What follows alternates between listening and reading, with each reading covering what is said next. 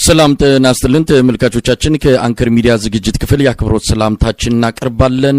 ጎጃም አደረጃጀቱን ማጠናቀቁን አስታወቀ።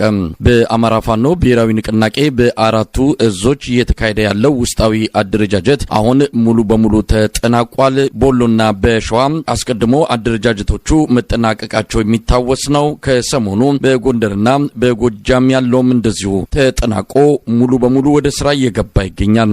ይህ አደረጃጀት በዋናውን የአማራ ፋኖ ብሔራዊ ንቅናቄ ለሚያካሄደው ቀጣይ የሉና ተጋድሎ ሚናው ከፍተኛ እንደሆነ ይነገራል። በዚህ ጉዳይ ላይ በማተኮር ከአማራ ፋኖ ብሔራዊ ንቅናቄ የቴዎድሮስ እዝ የህዝብ ግንኙነት ክፍል ኃላፊ አርበኛ ወግደረስ ጤናው ጋር ቆይታ አደርጋለሁ። አርበኛ ወግደረስ ጤናው እንግዲህ አደረጃጀቱ ተጠናቆ ይፋ ተደርጓል።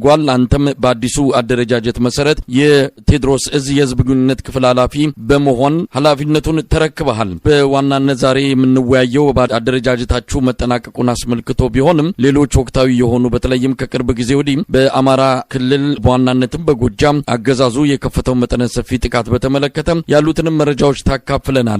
ወደ አደረጃጀቱ እንምጣ። ሁለቱ ቀድሞ አለቁ፣ አሁን ደግሞ ጎንደርና ጎጃም እየተከናወኑ ይገኛሉ። እስቲ በእናንተ በኩል አደረጃጀታችሁን ጨርሳችኋል። ምን ይመስላል አጠቃላይ ሂደቱ? ሂደቱ ቀላል አይደለም። በዚህ በኩል ውጊያ አለ፣ የፖለቲካ ስራዎች አሉ፣ ወታደራዊ ስራዎች አሉ፣ ሌሎች ተደራራቢ ስራዎች አሉ፣ የሚዲያ የፕሮፓጋንዳ ስራዎች አሉ።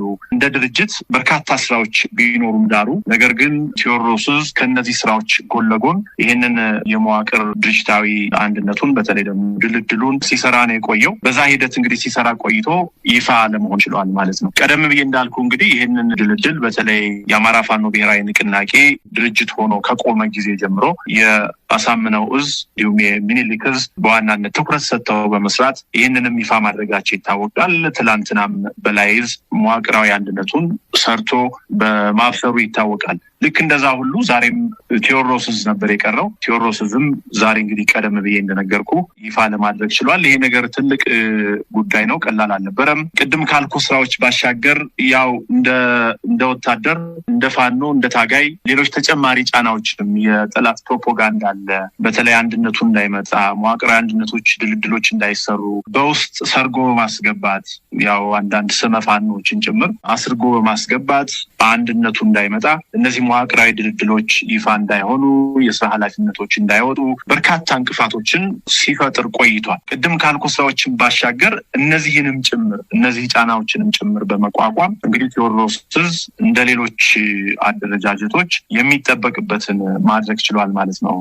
እንደው አርበኛ ወግደረስ እኔም ሆንኩ አንዳንድ አድማጮች ሊኖረን የሚችል ጥያቄ አለ። እንግዲህ አማራ ፋኖ ብሔራዊ ንቅናቄ ጥር 9 ቀን ተመስርቷል በይፋ። ስለዚህ ትልቁም ቤታችሁን ሰርታችኋል። አሁን እንደዚህ አይነት አደረጃጀት አላለቀም ወደ አንድ ሆኑ የሚል ነገር በየእዙ በየቀጠናው ይሰማልና ትልቁ ቤት ካለቀ በኋላ ይሄ ማደራጀት ለምን አስፈለገ? አንድ ሆናችሁ የለም ወይ? አሁንም ድረስ ስለ አንድነት ይወራል የሚል ጥያቄ ይነሳልና እንደው እዚህ ላይ ማብራሪያ አለ? አንድነቱ አሁንም ገና የሚቀረው ነገር አለ? ተጠናቋ በቃም?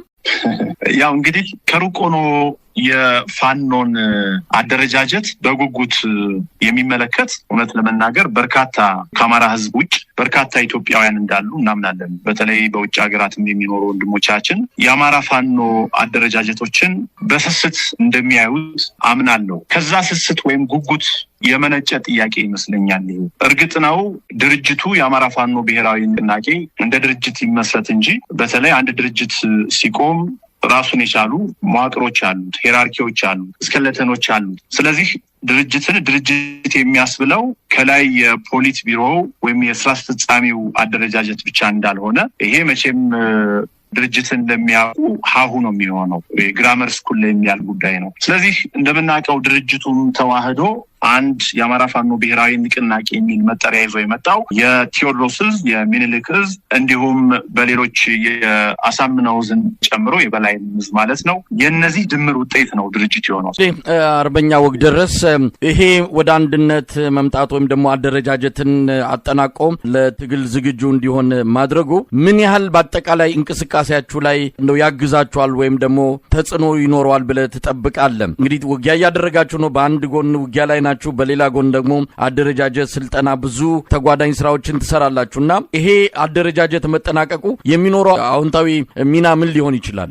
ይሄ በጣም ግልጽ ነው መሳይ። እንግዲህ አንድ ድርጅት እንደ ድርጅት መዋቅር ድልድሉን ጨርሶ በእያንዳንዱ መዋቅራት ውስጥ ደግሞ የስራ ኃላፊዎችን መድበው ከላይ ከአማራ ፋኖ ብሔራዊ ንቅናቄ ድርጅት ጀምሮ እስከ ታች ድረስ አጠናቆ ይዞ መምጣቱ እንግዲህ ይሄ አደረጃጀት ቀላል አይደለም። የአማራ ህዝብ አደረጃጀት ነው። የአማራ ፋኖን የአማራ የህልውና ትግልን ወደፊት ሊለውጥ ሊቀይር የሚችል በጣም ትልቅ መልከ ብዙ የሆነ ትልቅ አንድምታ ያለው ያው እንግዲህ አገዛዙም ከዚህ በፊት ያማን የነበረው ምንድነው ፋኖ እንደ ፋኖ አንድ ቤት መስራት አይችልም። አንድ አደረጃጀት ይዞ መምጣት አይችልም። በየቀጠናው በየክፍላት ሀገሩ በየጠቅላይ ግዛቱ የተከፋፈሉ ናቸው። አብዛኞቹ ለስልጣን ለጥቅም ሌሎች ለአካባቢ ለጎጥ ካልሆነ በስተቀር እንደ አማራ በጋራ ቆመው ያገዛዙን ይሄ ስቴት ስፖንሰርድ የሆነ ጄኖሳይድ መመከት አይችሉም የሚል እኔንም ከዙፋኔ አይነቀንቁኝም የሚል እብሪት እንግዲህ በአገዛዙ መሪዎች ዘንድ እንደነበረ እናውቃለን።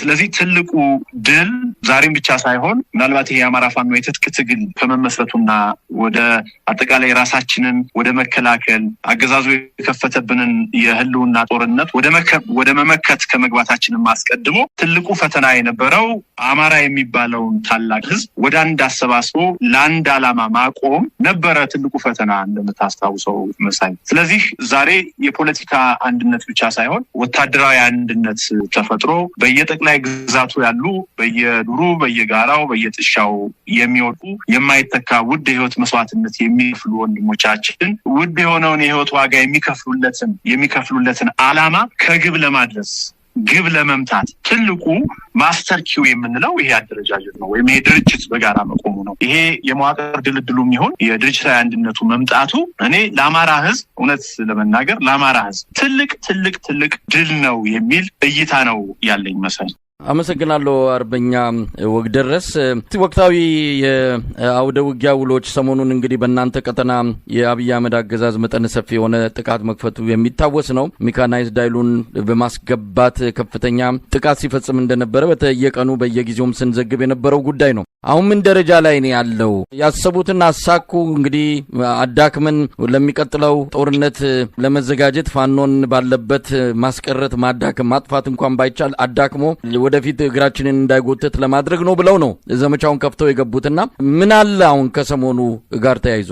እንግዲህ በሰሞኑን የአገዛዙ ዘመቻ እኔ በግሌ ብትጠይቀኝ ያስተዋልኩት መሳይ አገዛዙ የመጨረሻ ዴስፔሬሽን ምንድነው ተስፋ መቁረጥ ውስጥ የወደቀበት አገዛዙ በቃ የተሸነፈ መሆኑን ይሄንን ስል ዝም ብዬ ለፕሮፓጋንዳ አይደለም ተስፋ የቆረጠና የተሸነፈ እንደሆነ ያረጋገጥንበት ዘመቻ ነው። በተለይ እንደ ጎጃም እንደ ቴዎድሮስ እንደምታውቀው ላለፉት 10-15 ቀናት ሜካናይዝድ ጦር ይዞ በርካታ ከ4-5 ያላነሱ ጄኔራሎችን ይዞ እንግዲህ ከጄኔራሎች በታች ያሉ ደግሞ ወታደራዊ ኮሎኔሎች እንዳሉ ሆነው ማለት ነው ይዞት የገባውን የሰራዊት ቁጥርና ይዞት የመጣውን የሜካናይዝድ መዋጊያ ቁሳቁስ ስታይ በቃ አገዛዙ በኔ መረዳት እጅ የሰጠበት ጊዜ ነው ብዬ ነው ማለት። በአጠቃላይ ግን ተስፋ መቁረጡና አገዛዙ እዚህ ሂደት ውስጥ የመግባቱን ምስጢር ቀደም ብዬ ያነሳውልህ ሁለቱ ምክንያቶች ናቸው ማለት። እንግዲህ አርበኛ ወግደረስ ይሄንን ተከትሎ ምናልባት አንዳንድ ክስተቶችን እያየን ነው። አገዛዙ ቀጣዩ ጦርነት ከህወሓት ጋር ይሆናል በሚል ዝግጅት እያደረገ እንዳለ በተለያዩ መረጃ ምንጮችም እየተጠቀሰ ነው። አሁን የሚመጣው ጦርነት ደግሞ ብቻውን የሚወጣው እንዳልሆነ ተረድቶታል። ተባብረው የሚመጡ ኃይሎች ይኖራሉ የሚልም ስጋት በከፍተኛ ደረጃ ያንን አካባቢ እየረበሸው እንዳለ እንሰማለን። ለዚህ ደግሞ አጠቃላይ የሆነ ያልታወጀ ብሔራዊ ውትድርና የሚመስል እንቅስቃሴ ተጀምሯል። አማራ ክልል ሚሊሻዎችንና አድማ በታኞችን ወደ ትግራይ አቅራቢያ ወዳሉ የአማራ ክልሎች እያስጠጋ እንዳለም እንሰማለን። የኦሮሚያ ሚሊሻዎች በሙሉ ተጠቃለው ወደ ማሰልጠኛ መግባታቸው ተሰምቷል። አባት አርበኞች ሀገር ክተት በሚመስል መልኩ ከተለያዩ የኢትዮጵያ አካባቢዎችም እንደዚህ ወጣቶች እየታፈሱ ወደ ማሰልጠኛ ካምፖች እየተወሰዱ ነው። ሀገር እየመከረች ነው የሚለው ጩኸት አዲስ አበባ ላይ ደምቆ ይሰማል። በተጓዳኝ ግን መጠነ ሰፊ ወታደራዊ ወታደራዊ ዝግጅት ምልመላ እየተካሄደ ነው። ይህንን እንዴት ማየት ይቻላል? እንግዲህ እናንተም ተዘጋጅታችኋል እንደምትገልጹት ከሆነ ወደሚቀጥለው ምዕራፍ እየተንደረደራችሁ ነው። የመመከቱንና የማደራጀቱን ስራ አጠናቃችሁ ወደ ሶስተኛው ምዕራፍ እየገባችሁ ነው። ስለዚህ ቀጣዩ አጠቃላይ የጦር ግንባር አገዛዙ ሊቋቋመው እንደማይችል ተረድቶት መጠነ ሰፊ ዝግጅት እያደረገ ነው። ይህን እንዴት እየተከታተላችሁ ነው? አርበኛው ግደረስ እንግዲህ እኛም በዚህ በአቅራቢያችን ቀደም ብለህ ያነሳው አይነት ግርግር ይስተዋላል።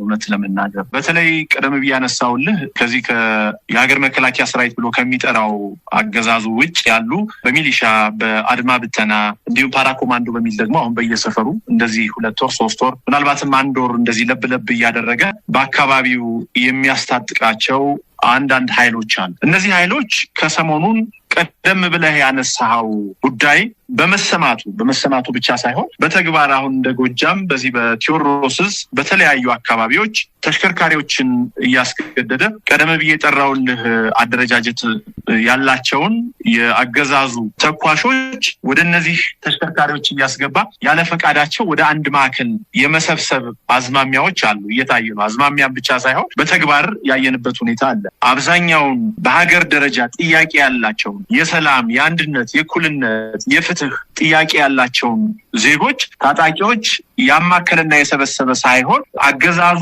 የራሱን አገዛዝ ሌጂትመሲ ወይም ቅቡልነት ለማስቀጠል እየተጠቀመ ያለው ዝም ብሎ አንድ ግርግር ወይም የድንኳን ድግስ እንደሆነ በደንብ አድርጎ ገልጾታል። ስለዚህ ዲያሎጉም ናሽናል ዲያሎጉም ይሁን ወደ ህወሓት ክተት መክት የሚለው ዘመቻው እኔ ከወሬ በዘለለ ተግባር ይኖረዋል የሚል እይታ የለኝም።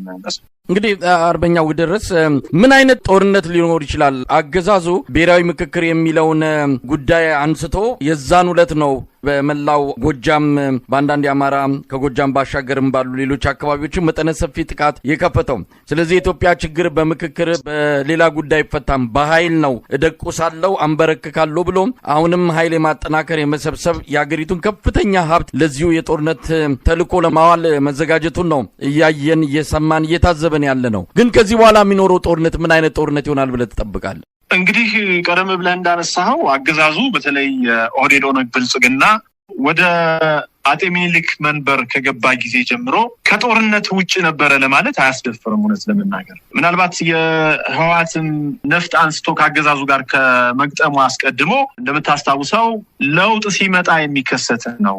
አሁን ቆሽሾ የነበረ ቤት ሲከፈት የሚያሳየው አይነት ችግር ነው እየተከሰተ ያለው በሚል ሰበብ በተለይ በአማራ ተወላጆች በአማራ ወንድሞቻችን ወገኖቻችን ላይ በተለያዩ የኢትዮጵያ ክፍሎች አገዛዙ ኢንቴንሽናሊ ሌሎችን በማደናቅ እንግዲህ ሽመልስ አብዲሳም እንዳለን በአንድ ወቅት ኮንፊውዝ በማድረግ ማለት ነው በርካታ የአማራ ህዝብ እንደ ህዝብ ይገኝባቸዋል ተብለው የተለዩ ቀጠናዎች ላይ በለውጥ ሰበብ በሶማሌ ክልል ጅግጅጋ ጀምሮ በመተከል፣ በቤኒሻንጉል፣ በደቡብ፣ በኦሮሚያ አማራ የሚባለውንም ክልል ጨምሮ ያኔ በለውጥ ሰበብ በርካታ አማሮች የዘር ማጥፋት ሲስተማቲካሊ ተፈጽሞባቸዋል። እንደምታስታውሰው የዘር ማጽዳት ጭምር ተፈጽሞባቸዋል። እንግዲህ አርበኛው ግደረስ ዛሬ የጎጃም አደረጃጀት መጠናቀቁን አስመልክተን ነው የተገናኘ ነው። በቀጣይ በብዙ ጉዳዮች በብዙ ወቅታዊ መረጃዎችና ቀጣይ እንቅስቃሴዎቻችሁ ላይ ውይይት እንደዚሁም መረጃዎችን እንደምታካፍለን ተስፋ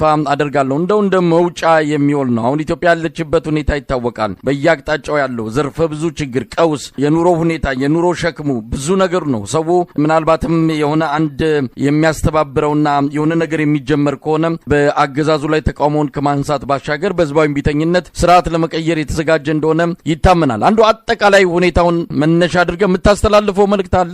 በጣም አመሰግናለሁ። እንግዲህ ቀደም ብለህ አንተ እንዳልከው ዛሬ የተገናኘ ነው ያው ለመጀመሪያ ጊዜ ነው። ምናልባት እንደ ቴዎድሮስ መዋቅራዊ አደረጃጀቱን በመጨረሱ ምክንያት ይህንን አስመልክቶ እንዲሁም አጫጭሮ ጉዳዮችን እናንሳ በሚል ድንገት ነው የተገናኘ ነው። መሳይ ድንገት ነው እነዚህን ጥያቄዎችን እያደረግን ያለ ነው። እንግዲህ አጠር ያለ ነገር አሁን ባነሳህልኝ ጉዳይ ለመስጠት አገዛዙ ወደ ነኝነት እብደትና ተስፋ መቁረጥ ውስጥ ገብቷል። ምንም ጥያቄ የለውም። ምናልባት የበለጠ በእኔ መረዳት እንዳልኩ የአማራ ፋኖ ያለው ወታደራዊ አቅም የሰው ኃይል አቅም ከዚህ በፊት ሲያደርግ የነበረው የውጊያ አቅሙ ሌሎችም በተለይ ደግሞ አሁን ድርጅታዊ አንድነቱ ማልቆ የመዋቅር ድልድሉም እያለቀ ሲመጣ ምናልባት ላገዛዙ በእንቅርት ላይ ጆሮ ደግፍ ሊሆን እንደሚችል አምናለሁ። ላገዛዙ መጪው ጊዜ ከባድ ነው የሚል ድምዳሜ ያለኝ መሰለኝ። በጣም ነው ማመሰግነው አርበኛ ወግደረስ ጤናው የአማራ ፋኖ ብሔራዊ ንቅናቄ ቴዎድሮስ እዝ የህዝብ ግንኙነት መምሪያ ኃላፊ